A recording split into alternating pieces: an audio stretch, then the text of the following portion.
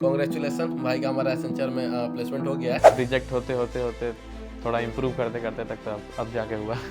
तो क्या कभी रिजेक्शन फेस किया है? इंटरव्यू में तो बहुत छटा हूँ 10-12 कंपनी में छट चुका। और प्लेसमेंट के लिए तैयारी कब स्टार्ट किए थे? फर्स्ट ईयर, सेकेंड ईयर या फिर? फर्स्ट सेकेंड ईयर में तो कहाँ ही सीरियस थे, कोई सीरियस नहीं रहता है। हम लोग तो पूरा हम ही लोग साथ में तो घूमे। कि भाई का जो एसेंचर का प्लेसमेंट प्रोसेस था वो एग्जैक्टली स्टेप बाय स्टेप क्या था? एसेंचर में बेसिकली मास हायरिंग में टेक्निकल इंटरव्यू नहीं होता है, जैसे कि तो जो एवरेज बच्चे हैं जिनका कोडिंग उतना अच्छा नहीं है तो क्या उनका प्लेसमेंट एसेंचर में आराम से हो जाएगा? तो सबसे ज्यादा टफ कौन सा राउंड था? ज़्यादा रोल रहता है कोडिंग का, क्योंकि अगर तीनों क्वेश्चन हो गया तो तुम्हारा मॉडरेट लेवल का सैलरी मतलब फिक्स हो जाता है। तो इंग्लिश कम्युनिकेशन कैसे इंप्रूव किया? मैम आके खड़ा कर दी कि बोलो इंट्रोड्यूस करो अपने आप को। आपको उसी में हिचकिचाने लगे कि पहला दिन था और क्लास में 70 बच्चे थे, सबका नाम आता था, मेरा नाम ही नहीं आता था, सीवी शॉर्टलिस्ट नहीं आता है। मेन तो दिक्कत यही है, स्ट्रिंग से ज़्यादा क्वेश्चन पूछते हैं। 5-6 एलपी में इतना ही तक क्वेश्चन? हाँ, 6 एलपीए तक तो इतना ही आता है। उसके बाद अगर हाईएस्ट में 10 से या 10 से ऊपर बैठोगे तो फिर ग्राफ। और एक बात, हाँ, ये जो कंपनी का कुछ बॉन्ड वगैरह है क्या? इसमें कोई बॉन्ड नहीं है। 6 महीना ट्रेनिंग, उसके बाद फिर डायरेक्ट। जो भी जूनियर देख रहे हैं फर्स्ट सेकंड थर्ड ईयर में,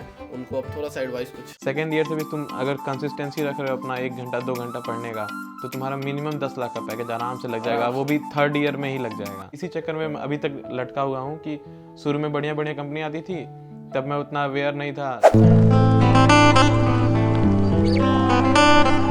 सो hello everyone, welcome back to another video. तो देखो, आज के वीडियो में हम अपने ही कॉलेज एलपीयू के प्लेसमेंट रियलिटी के बारे में बात करने वाले हैं। तो देखो, हमारे साथ हमारा भाई आदर्श है, जिसका कि हाल ही में हमारे कॉलेज से एसेंचर में प्लेसमेंट हुआ है। तो इस वीडियो में भाई से पूरा एक्सपीरियंस लेते हैं कि प्लेसमेंट का इंटरव्यू वगैरह कैसा था, और साथ ही साथ कॉलेज का पूरा 4 साल कैसा था। और साथ ही साथ इस वीडियो में हम कवर करने वाले हैं कि हमारे भाई का जो प्लेसमेंट का प्रोसेस था वो कैसा था। अगर आप किसी भी कंपनी के लिए प्लेसमेंट की तैयारी कर रहे हो तो वो आप कैसे करो। तो चलो वीडियो को स्टार्ट करते हैं। तो वीडियो स्टार्ट करने से पहले कॉन्ग्रेचुलेसन भाई का हमारा एसेंचर में प्लेसमेंट हो गया है। तो कैसा लग रहा है? बढ़िया ही लग रहा है, क्या ही है, नॉर्मल ही है।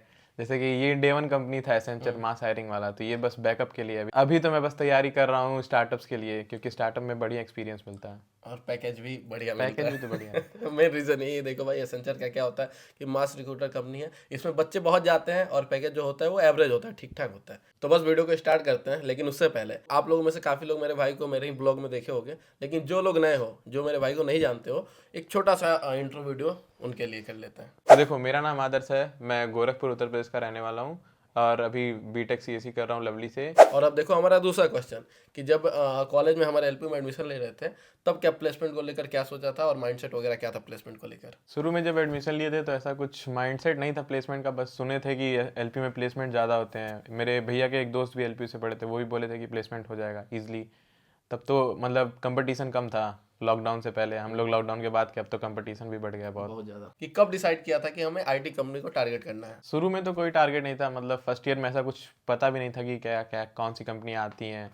हम तो सेकेंड ईयर में सोच रहे थे, तब मेरे रूममेट थे सीनियर, वो लोग बोलते थे कि मतलब आईटी कंपनी को ज़्यादा प्रायोरिटी ना देके कि स्टार्टअप को प्रायोरिटी दो, उसमें ज़्यादा सीखने को मिलता है। आईटी कंपनी में बस तुम्हें एक काम दे दिया जाएगा, उसको महीने भर में करना है, तो उसमें तुम कुछ सीख नहीं पाओगे, और अधिकतर टीम वर्क रहता है तो हो जाता है थोड़ा बहुत एफर्ट्स में। लेकिन स्टार्टअप में रहता है कि उसमें बहुत ज़्यादा काम रहता है, तुमको बहुत कुछ एक्सप्लोर करने को मिलेगा, नए नए टेक्नोलॉजीज़, नई नई चीज़ें। काम देखो, आईटी जो स्टार्टअप होती है काम बहुत ज़्यादा कराती है, ये रियलिटी है। और खासकर से आप टीसीएस में जाते हो, एसेंचर में जाते हो, इन्फोसिस में जाते हो, तो ये समय क्या होगा कि आपको सैलरी थोड़ा कम मिलता है, लेकिन पूरा चिल जॉब होता है भाई। वैसा कुछ वर्कलोड नहीं होता है, प्रेशर नहीं होता है। बढ़िया एक छोटा सा काम मिल जाता है, उसको 1-2 महीने आप घसीटते रहो। तो अब सीधा वीडियो के मेन टॉपिक पे आते हैं कि भाई का जो एसेंचर का प्लेसमेंट प्रोसेस था वो एग्जैक्टली स्टेप बाय स्टेप क्या था। टोटल शायद 3-4 दिन थे, जिसमें से पहला राउंड ऑनलाइन था। पहले राउंड में भी 2 थे, मतलब ऐसा था कि अगर एक राउंड क्लियर होगा तभी तुम दूसरे राउंड के लिए जा सकते हो। और एक ही दिन में 2-3 राउंड हो जाता था? हाँ, एक दिन में 2, पहला राउंड दिन में 2 राउंड था। राउंड हुआ था। उसमें एप्टीट्यूड और इंग्लिश था, नॉर्मल ही था, मतलब वो तो बेसिकली 90% लोगों का निकल जाता है। अच्छा। और सेकंड था हमारा, उसके शायद 10-15 दिन बाद हमारा रिजल्ट आया था, तब मेरा सेकंड राउंड था, जिसमें सेकंड राउंड के अंदर 3 राउंड था। पहला था गेमीफाइड, जिसमें 3-4 तरह के अलग अलग गेम होते हैं, पजल टाइप के। और फिर गेम भी खिलवा रहे थे प्लेसमेंट? हाँ, पजल टाइप का होता है, मतलब पजल टाइप का गेम होता है, उसमें टाइमर रहता है, बहुत शॉर्ट टाइमिंग रहता है। अच्छा। मतलब जितना तेज तुम्हारा दिमाग काम करे तो उसमें उसमें थोड़ा मजा आ रहा होगा। हाँ, उसमें मजा आता है, कंफ्यूज हो जाते हैं। अच्छा, ठीक और है। फिर सेकंड राउंड था सूडो कोड था। अच्छा। और तीसरा कोडिंग राउंड था, जिसमें एक कोडिंग क्वेश्चन हो गया, डीएसए कोडिंग क्वेश्चन। हाँ। एक डेटाबेस का और एक वेब डेवलपमेंट का आता है। अच्छा नॉर्मल ही रहता है। वेब डेवलपमेंट का तो मतलब इजी रहता है, एक जावास्क्रिप्ट का फंक्शन रहता है और एक थोड़ा CSS और थोड़ा HTML चेंज करने के लिए आता है। अच्छा बाकी DSA का थोड़ा मतलब मॉडरेट लेवल का क्वेश्चन था, ना ज़्यादा हार्ड नहीं था। खुद के सिस्टम पे हुआ था या ना कॉलेज के सिस्टम पे था। कॉलेज के सिस्टम? डेटाबेस का थोड़ा बढ़िया क्वेश्चन था, मतलब अच्छा, उसमें टाइम लग जाता है, मतलब 20-25 मिनट लग गया था मुझे करने में। तो ये दूसरे दिन ये सब था। दूसरे दिन ये सब था, फिर हाँ। आखिरी इंटरव्यू था और एक आखिरी दिन था हमारा इंटरव्यू जो कि ऑनलाइन था, घर से देना था। अच्छा, और बात करें तो सबसे ज़्यादा टफ कौन सा राउंड था? सबसे ज़्यादा टफ था हमारा दूसरे दिन वाला। दूसरे दिन मतलब जो सेकंड राउंड था, क्योंकि उसमें 3 टेस्ट थे और तीनों में से कई लोग मतलब 50% बच्चे जो मेरे कमरे में थे, मतलब जितना हॉल में हमारे थे उसमें 50% बच्चे गेम में ही छट गए थे। अच्छा गेम में जैसे टाइमर रहता था 10 सेकंड में मतलब ख़त्म करना रहता था, ऐसे अच्छा, चेंज होता था, तो उसमें आधे लोग तो गेम में ही छट गए थे। उसके बाद कोडिंग उसके वाला बाद टफ था कि नहीं? कोडिंग नॉर्मल था, लेकिन डेटाबेस थोड़ा टफ था। अच्छा, डेटाबेस में स्कीमा बहुत बड़ा दे दिया था। और इसके बाद आते हैं अपने नेक्स्ट क्वेश्चन पे कि एप्टीट्यूड, कोडिंग या कम्युनिकेशन, ये तीनों में से किस चीज़ का रोल ज़्यादा था? इसमें सबसे ज़्यादा रोल रहता है कोडिंग का, क्योंकि अगर तीनों क्वेश्चन हो गया तो तुम्हारा मॉडरेट लेवल का सैलरी मतलब फिक्स हो जाता है, जो कि अप्रॉक्स 6 LPA होता है। अच्छा, इसके बाद बात करें तो टेक्निकल इंटरव्यू में किस टाइप का क्वेश्चन पूछा गया था? एसेंचर में बेसिकली मास हायरिंग में टेक्निकल इंटरव्यू नहीं होता है, जैसे कि तुम्हारा एप्टीट्यूड हो गया, कोडिंग को मतलब कोडिंग राउंड हो गया, उसके बाद से सीधे HR राउंड होता है। अच्छा, HR राउंड में उसके HR के ऊपर है कि वो 1-2 क्वेश्चन अगर तुम्हारे रेज्यूमे से पूछ ले तो पूछ ले, नहीं तो पूरा HR पूछता पूरा है। एचआर ही होता है। पूरा और एचआर राउंड में क्या ट्रिकी क्वेश्चन आए थे? ट्रिकी क्वेश्चन नहीं कह सकते, मतलब वो ओवरऑल तुम्हारा एक्सपीरियंस देख रहे थे फर्स्ट ईयर से लास्ट ईयर तक में, तुमने क्या क्या किया है, कितना टीम वर्क किया है। क्योंकि बेसिकली कंपनी में जाने के बाद तुम्हारा एक स्पेसिफिक टीम होता है 5-6 लोगों का, जिसमें तुम वर्क डिवाइड होता है और तुम्हें मिलके काम करना होता है। वही तुम्हारा एक्सपीरियंस देख रहे थे। बेसिकली वो पूछते हैं कि तुम मतलब कोई आज तक इवेंट ऑर्गेनाइज कराए हो, किसी इवेंट में पार्टिसिपेट किए हो, तो कोई टीम वर्क किए हो, कहीं तुम अटके हो तो उसके बाद तुम्हारा क्या रोल रहा है उसमें, कभी टीम लीड किए हो, यही सब पूछते हैं और कुछ नहीं। बेसिकली उसमें आपको थोड़ा ज़्यादा बुलवाते हैं कि उससे मेन आपका हाँ ज़्यादा बुलवाते हैं, और थोड़ा मेनली उनका ये फोकस रहता है कि तुम कभी टीम में काम किए हो कि नहीं किए हो, ताकि तुमको आगे कंपनी में जाके दिक्कत ना हो। ज़्यादा इसलिए बुलवाते हैं कि एक पार्ट ये भी होता है कि उनको देखना होता है कि आपका कम्युनिकेशन कैसा है, ठीक है, तो ज़्यादा इसलिए बुलवाते हैं और ट्रिकी क्वेश्चन वगैरह नहीं होता।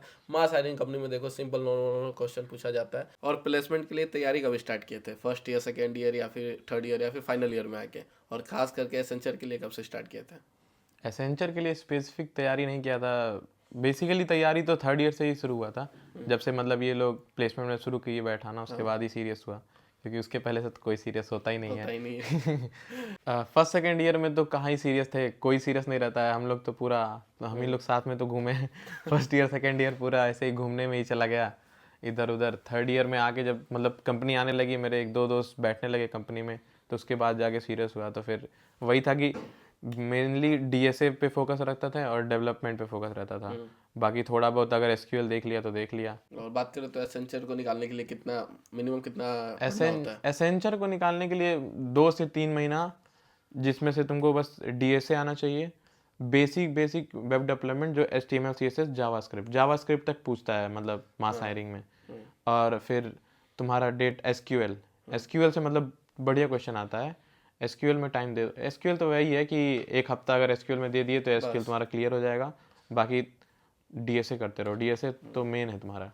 डीएसए में थोड़ा आपका ज़्यादा टाइम जाने वाला है। उसका जो भी रेस्ट ऑफ द पार्ट बचता है ना भाई, एक हफ्ता काफ़ी है, एक हफ्ते में हो जाएगा। बाकी एप्टीट्यूड टेक्निकल तो ये सब तो आराम 1-2 नॉर्मल हफ्ते में होता है। सब आप क्लियर निपटा दोगे। मेन फोकस दो डीएसए पे, क्योंकि उसका कॉन्सेप्ट समझने में आपको ज़्यादा टाइम लगने वाला है। और इसके बाद अगर हम बात करें तो प्लेसमेंट के टाइम डेली रूटीन वगैरह क्या था? नॉर्मल ही था डेली रूटीन, क्या क्लासेस थी, मतलब फर्स्ट ईयर सेकंड ईयर में तो क्लासेस बहुत ज़्यादा रहती हैं, थर्ड ईयर में थोड़ा कम हो जाता है। तो यही था कि क्लास करते थे, दिन भर इधर उधर दोस्तों के साथ घूमते थे, रात में 2 घंटा पढ़ लिया तो पढ़ लिया, मतलब बेसिकली डेवलपमेंट पढ़ते थे रात में। और वैसे भी तो प्रोजेक्ट बनाना ही रहता था, क्योंकि तुमको रेज्यूमे एट द एंड तुमको एक रेज्यूमे चाहिए, जिसके लिए तुम्हारे पास बढ़िया कोई प्रोजेक्ट होना चाहिए, प्रोजेक्ट कुछ चाहिए यूनिक प्रोजेक्ट होना चाहिए। जिसको आप सीवी में डाल सको। हाँ, ताकि कंपनी देखे तो उसको लगे तुमने कुछ यूनिक बनाया, छोटा ही प्रोजेक्ट रहे बस यूनिक रहे। के लिए बस डेवलपमेंट पढ़ लेता था, मतलब एक मान लो प्रोजेक्ट उठाया तो रोज 1 घंटा 2 घंटा देता था प्रोजेक्ट में, बाकी थोड़ा बहुत DSA पढ़ लेता था। तो देखो अब रियलिटी हम बताते हैं भाई, हमारा थोड़ा सा ये कम बोलता है। तो रियलिटी ऐसा था, फर्स्ट सेकंड ईयर में सच में नहीं पढ़ता था। फर्स्ट ईयर सेकंड ईयर का क्या हाल था ना, साथ में ही दिन भर क्लास करते थे, उसके बाद भाई जिम चला जाता था, हम लोग इधर उधर खेलने चले जाते थे, घूमने चले जाते थे। लेकिन लास्ट ईयर में क्या हो गया, इसको भी लास्ट ईयर में दिन भर जो किया किया भाई, जब भी रूम में जाते थे पढ़ते हुए मिलता था, शाम को एकदम पढ़ाई स्टार्ट करता था, रात को 1-2 बजे तक पढ़ता था। प्लेसमेंट के टाइम का मैं बता रहा हूँ, फाइनल ईयर में आके पिछले 1 साल से। तो देखो पढ़ाई में ध्यान देना पड़ता है, तब जाके आपका प्लेसमेंट होता है। और भाई का देखो, हम इस वीडियो में एक ही कंपनी के बारे में बात करें, एसेंचर का, लेकिन और भी ऐसी बहुत सारी कंपनी है जिसमें भाई भी बैठ रहा है, और मैं भी हो सके तो उसमें हो जाए तो भाई एसेंचर में ना जाए और किसी कंपनी में भी जा सकता है। और इसके बाद अगर हम बात करें तो कौन सा कोडिंग प्लेटफॉर्म यूज किए थे? कोडिंग प्लेटफॉर्म तो बहुत है, मतलब कुछ भी यूज़ कर लो, गिग्स फॉर गिग्स है, लीड कोड है, लीड कोड है, कोडसेफ कोडसेफ है। है। लेकिन मैं कोडसेफ यूज़ करता था, मेरे को उसका यूआई बढ़िया लगता था, मतलब इजी टू यूज़ था कोडसेफ, और उस पर क्वेश्चन भी बढ़िया बढ़िया थे। लीड कोड पे क्या होता है, थोड़ा टफ हो लीड कोड पे टफ नहीं होता है, मतलब वो उसमें प्रॉब्लम ऑफ द डे करता था, उसमें बहुत टाइम लगता था। मतलब एक वो क्वेश्चन देता है प्रॉब्लम ऑफ द डे की, हाँ, डेली एक एक क्वेश्चन, डेली एक क्वेश्चन आता है, उससे स्ट्रीक बनता है तुम्हारा, स्ट्रिंग बनता है जैसे स्नैपचैट पे जैसे बनाते स्नैप पे स्ट्रीक बनता हैं है वैसे ही उसमें वैसे बनता उस पर स्ट्रीक बनता है। लेकिन वो रहता है कि वो हार्ड क्वेश्चन रहते हैं, कभी मीडियम आता है, कभी हार्ड रहता है उसमें। कभी कभी तो मेरे को 1-1 दिन लग जाता था सॉल्व करने में, सॉल्व नहीं होता था। और मतलब बेसिकली बच्चे क्या करते हैं कि कॉपी पेस्ट करते हैं, जब उनसे खुद से नहीं होता है। और स्टिक वगैरह बनाने के लिए खास करके लीड कोड पे बच्चे क्या करते हैं कि पेस्ट कर देते हैं। भाई मेरी मानो, खुद से सोल्व करो तो वो ज़्यादा बेटर होता है, नहीं आ रहा तो छोड़ दो, इससे बढ़िया या फिर कॉपी समझ के पेस्ट करो। में कुछ नहीं है, यही है, सोच समझ के करो जितना कर पाओ, थोड़ा समझने का कोशिश करो बस। भले नहीं हो रहा है तो समझ लो, फिर आगे करो। पेस्ट भी कर रहे हो तो उसके बारे में पूरा समझ लो कि कैसे हुआ है, तब पेस्ट करो। लड़के में देखता हूँ भाई ऐसे स्ट्रिक बनाने के लिए लीड कोड भी ले पेस्ट करते जाते हैं। और इसके बाद अगर हम बात करें तो इंग्लिश कम्युनिकेशन कैसे इंप्रूव किया? मेरा थोड़ा इंग्लिश कम्युनिकेशन ठीक ठाक था, लेकिन कॉलेज में आए थे तो फर्स्ट सेम से ही सॉफ्ट स्किल का क्लास लगता था। पहले दिन तो आया तो ये मैम आके खड़ा कर दी कि बोलो इंट्रोड्यूस करो अपने आप को। आपको उसी में हिचकिचाने लगे कि पहला दिन था और क्लास में 70 बच्चे थे, कैसे किसी को इंट्रोड्यूस करें। तो पहले दिन तो ऐसे ही हो गया, फिर धीरे धीरे मतलब ऐसे लाके व्हाइट बोर्ड पे खड़ा कर देते थे कि एक्सप्लेन करो, डेली का हो गया था हमारा। पीपीटी एक्सप्लेन करो, जीडी करो, एलिवेटर पिच बोलो। ऐसे करते करते थोड़ा नॉर्मल हो गया कि अब तो कोई कुछ नहीं है, वो तो बेसिक ही हो गया है।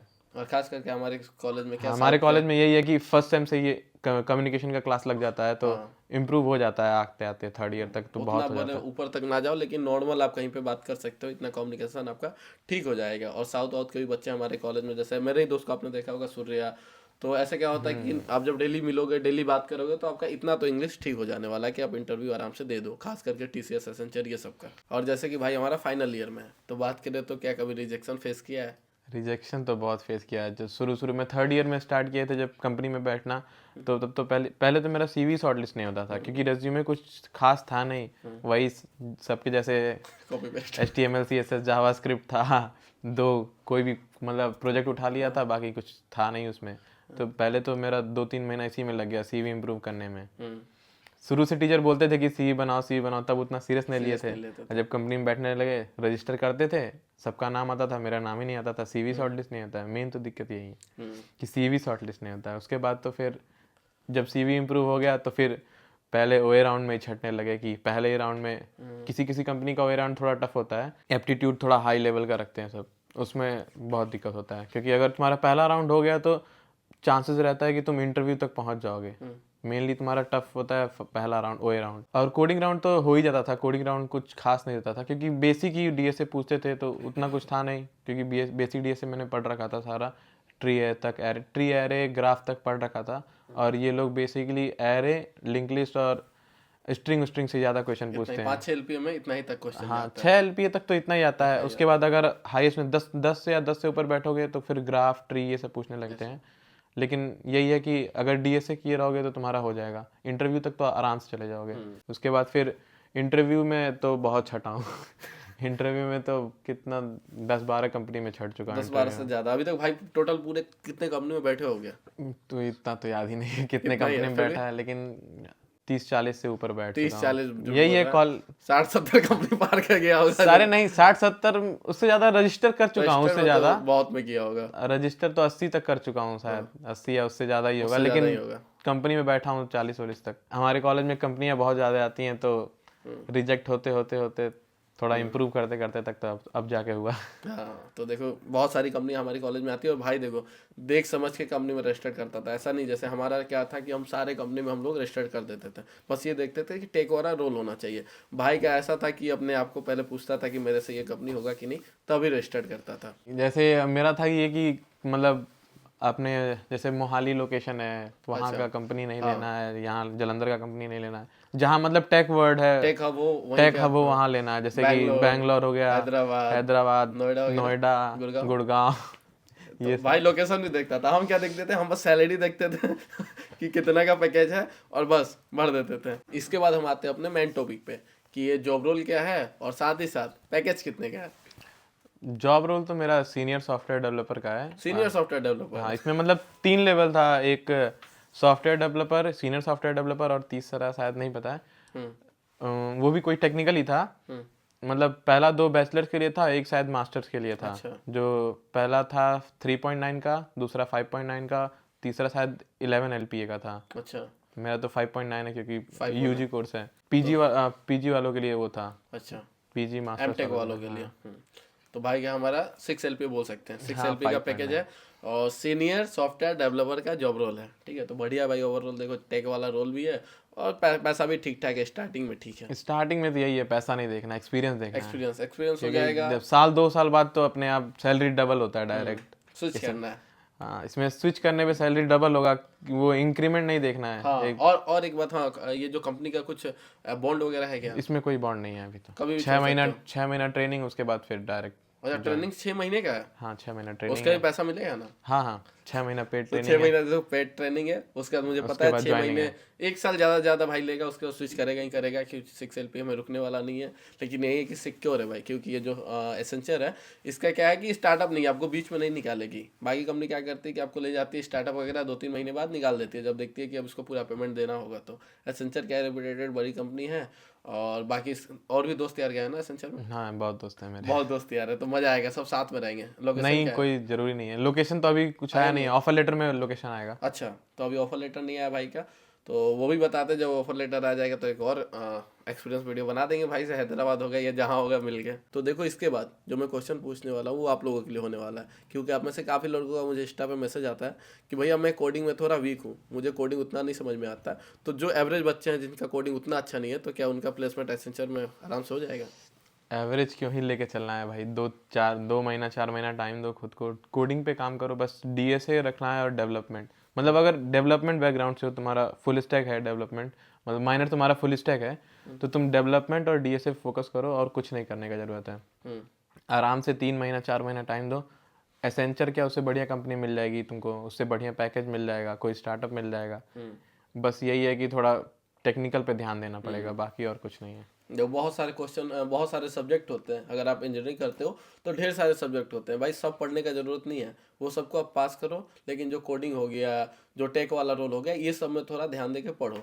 और अभी तक भले ही आप जैसे थे, मैंने पिछले वीडियो में बताया था, 3 से 4 महीना बस ध्यान दे के पढ़ना है, उसका एसेंचर क्या भाई, इससे अच्छा कंपनी आराम से आप निकाल लोगे। तो डीमोटिवेट मत हो कि मैं पढ़ने में खराब हूँ, कोडिंग में खराब हूँ, अभी से ही पढ़ना। जब शुरू करो हाँ, तभी जब उठो तभी सवेरा। ठीक है, तो बस ये रहा एक छोटा सा वीडियो खत्म करने से पहले भाई से एक लास्ट, जो भी जूनियर देख रहे हैं फर्स्ट सेकंड थर्ड ईयर में, उनको अब थोड़ा सा एडवाइस कुछ।